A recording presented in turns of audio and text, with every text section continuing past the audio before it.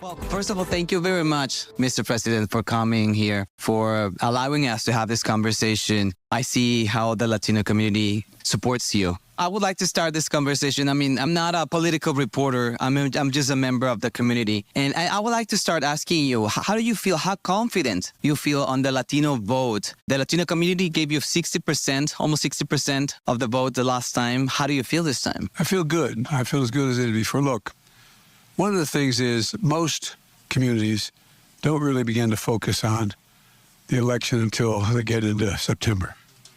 And so all the talk about who's leaning where and how, it's kind of, everything so far between Trump and me has been basically even. And so, but I feel good because, look, the way Trump has characterized the community is quite frankly sick. Talking about, anyway. And the Latino community has 25 students out of every 100 students in a grade school to high school in America are Latino. And 33% of them speak Spanish at home. Well, how can we ignore that? And by the way, it's a source of incredible strength, incredible vibrancy, incredible economic growth. And everybody says, why are we doing so? Why are we the most prosperous economy in the world? We have more to do. Why are we the most prosperous economy in the world? A simple reason. Because we have people who are willing to come here and work. And anyway, I'm indebted to the community. I am a gay Latino man, so I do check a lot of minorities. I'm an immigrant as well. I have a little accent. I don't know if you have noticed it.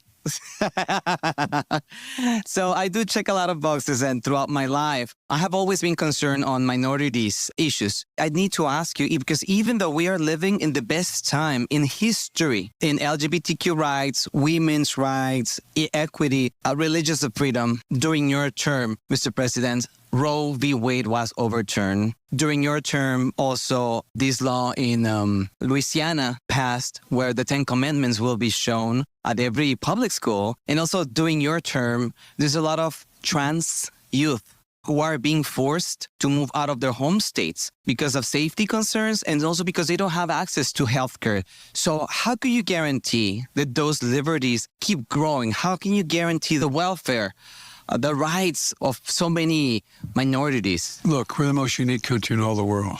We are. We're the only country that is defined not by what we do, but who we are. We're a country that has circumstances where we make sure that, let me put it this way. Every other country that was formed as a country was formed based on geography or ethnicity, but not us. One proposition, seriously, we hold these truths to be self-evident. That all men and women are created equal, endowed by their Creator with certain inalienable rights.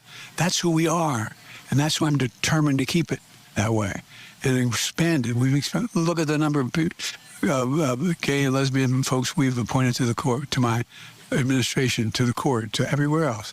So, and the best thing to do to show the community is that you're welcome, and that's what I'm doing. I have an administration that looks like America, And although these guys try the viciousness to try to, look, if you think about it, the only way this MAGA Republican crowd can win is by pitting us against one another, by scaring the hell out of people, by saying that this is going to cause you to lose this right, this right. I mean, look what they're doing on immigration. Look what so we have to just stay in this. For example, my second 100 days, the first 100 days of my second term, we're going to make sure we change a lot of things. For example, the idea that, more children are killed by a bullet than any other reason in American history. How sick is that? I'm the guy that got the assault weapons ban passed, but Dianne Feinstein. Republicans beat us, took it down. We're going to get it back. We're going to get back. There's a lot of things we've done that are going to come back. And I think that's what this election is about. It's about what do we believe are the basic tenets of American democracy.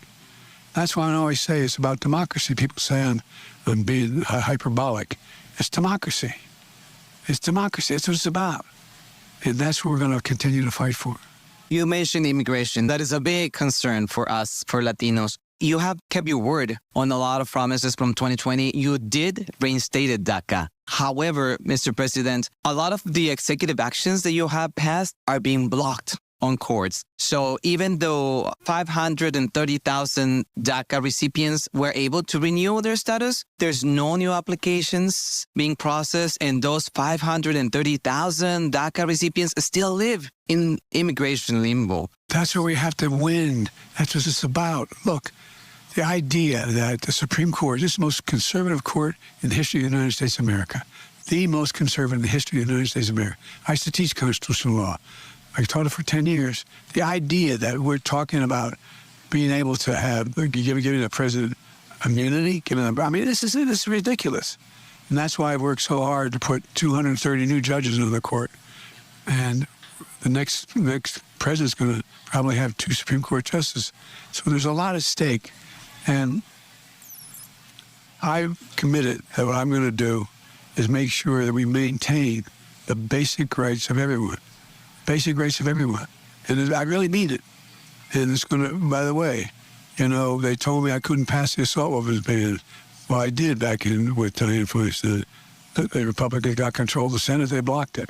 But we're going to come back. We're going to come back and deal with the whole idea of, he's talking about, look how he talks about immigrants. Look how he talks about immigrants. I mean, my God, he's sick. It's sick. And the gay and lesbian couples, I mean, look, everyone has basic rights. And they have to be protected. And that's what we're going to do. We're going to fight like hell. We got to win the House and Senate. Not just the presidents. We got to win the House and Senate. That's what I'm working on. Mr. President, on a personal level, how do you feel with so many people that have supported you before, people who have raised money for your campaign and now are asking you, they have been on your side in the 2020 campaign before, and now are asking you to step down, to withdraw the presidential race, people like George Clooney, Michael Douglas, Ashley Judd, and even Adam Schiff. Do you feel betrayal? Look, I had a terrible night on the debate night.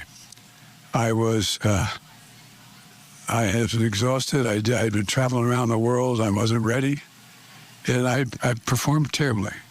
And so people are now saying, well, that was only one thing. But he's 81 years old. What happened when he's 84 years old? What happened when he's 85 years old? I was smart enough to know, with age comes wisdom. I know the difference between the truth and lies. I know the difference between good and bad. I know the difference between what has to be done. We've gotten more done in 4 years for the American people, including the Latino community, than any president ever has in a 4-year period. And we got to keep it up. That's what this is all about. And I found some relief in you saying, you're not a political reporter. Think about this. There's a lot of really good reporters out there, but they have no limit. I mean, they very difficult. The ability to step up and, there are no editors anymore. You don't have an editor say, you can't say that, it's not true. They don't say that anymore. And so, and what does concern me the most maybe is artificial intelligence and how it can be abused. That's why I've been working so hard internationally to try to get an international, and the world's looking to us what it should be, international standards. About 2 months ago now, my staff came to me with me doing an interview, speaking. I thought it was me. It was me, my voice, my everything. And I was saying something outrageous, completely different than I believe, but putting it on television. So we have to figure out how not control the media. The media should be uncontrolled, should be able to do what it wants. But we got to figure out a way how we can say, this is true. This is basically true. And so that's what we're about, this election, and trying to expose some of the outrageous things that are being said and done. Before we finish, I would like to ask you, how do you want to be remembered in the history of the United States of America? I'd like to be remembered as a man who knew why he got involved in public life in the first place. And it's all about giving ordinary people a shot. My dad used to say, for real, not a joke, he said, Joey, your job's about a lot more than a paycheck. It's about your dignity. It's about respect. It's about being able to look your kid in the eye and say, honey, it's going to be okay.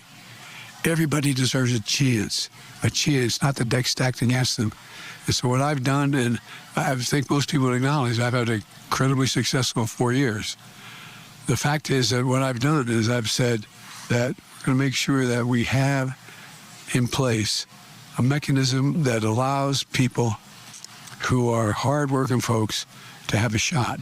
And so I decided when I got elected this time, and I ran on this, I've been doing this since I've been a young senator, that is, I'm not big on trickle-down economics, the theory that if the wealthy do very well, a lot will trickle down on the kitchen tables of the folks like I was raised with. It doesn't trickle down. I'm about building the economy from the bottom up and the middle out. The wealthy still do very well. They still do very well, but at least everybody has a shot. You know what? We have 1,000 billionaires in America. You know what their average tax rate is? 8.2%. Hear me? 8.2%. It's sick. It's sick.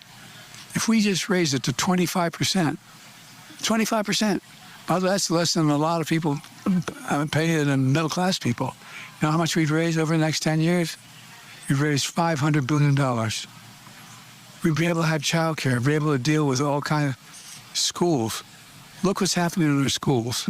Look what's happening in schools with all the stuff about gay and lesbian children. Look how they're being... Anyway, there's so many things we could do. For example, when I passed the legislation I passed, we reduced child poverty among blacks and Hispanics by 40%. Because what happened? We just said we're going to treat them fairly. So everybody who had a child under 200 grand, if they're making 200 grand, they got the $1,300. They got a write-off on their taxes. It changes people's lives. Again, my dad would say, it's about being able to look at your kid now and say, honey, I got an even shot. No guarantees. And that's why the economy is growing better than it ever has. It's the strongest growing economy in the world now, the entire world. But we got more to do to deal with the folks you and I are talking about, for minorities, for LGBTQ, for people who, in fact, are still trying to figure out. My dad used to say, Joey, it's what's left after the month, if you have anything left over, have any cash left over to deal with anything. That's why we got to bring down 16 Nobel laureates on the economy 2 weeks ago. Came out now and announced my plan and Trump's. They said, I'm going to continue to grow the economy. They said, I'm going to continue to grow the economy across the board.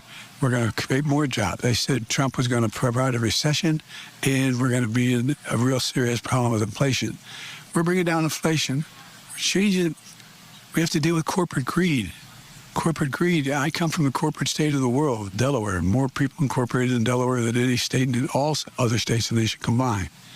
But they gotten greedy, and we got to make sure they don't. They're able to understand they got to be fair. So there's a lot we can do. We're getting it done. I think we'll get it done. Thank you very much for your time. Thank you, man. Thank you so much. It's been a real pleasure meeting you.